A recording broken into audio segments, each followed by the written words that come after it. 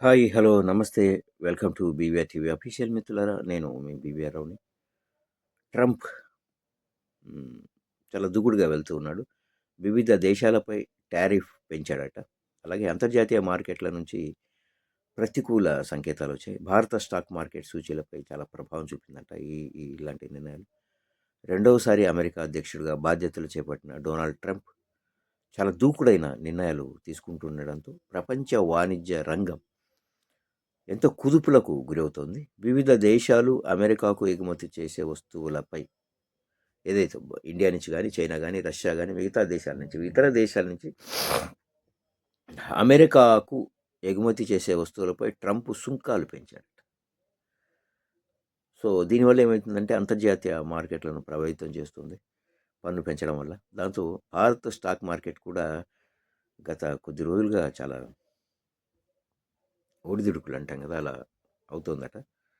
అంతర్జాతీయ మార్కెట్ నుంచి ప్రతికూల పవనాలు వీస్తుండడంతో భారత స్టాక్ మార్కెట్ సూచీలు ఈరోజు చాలా నష్టాల్లో ముగిసిపోయాయి.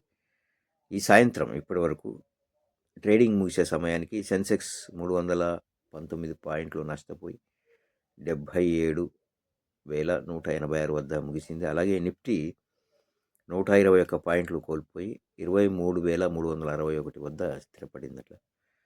So Mahindra and Mahindra, Bajaj Finance, Maruti Suzuki, Bajaj Finserv, Airtel షేర్లు ఇవన్నీ కాస్త లాభాల బాటలో పయనించగా, Tata Motors, LNT, Asian Paints, Hindustan Unilever షేర్లు కాస్త నష్టాలు మూటగట్టుకున్నాయట. మొత్తం మీద ట్రంప్ తన నిర్ణయాలతో కొంచెం అలజడి సృష్టిస్తూనే ఉన్నాడు. సో ఆయన నిర్ణయాలతో కుదేలవుతున్నాయి చాలా విషయాలు కూడా మనం చూస్తూ ఉన్నాం. సో చూద్దాం ఇంకా భవిష్యత్తులో ఏం జరగనుంది అన్నది చూద్దాం.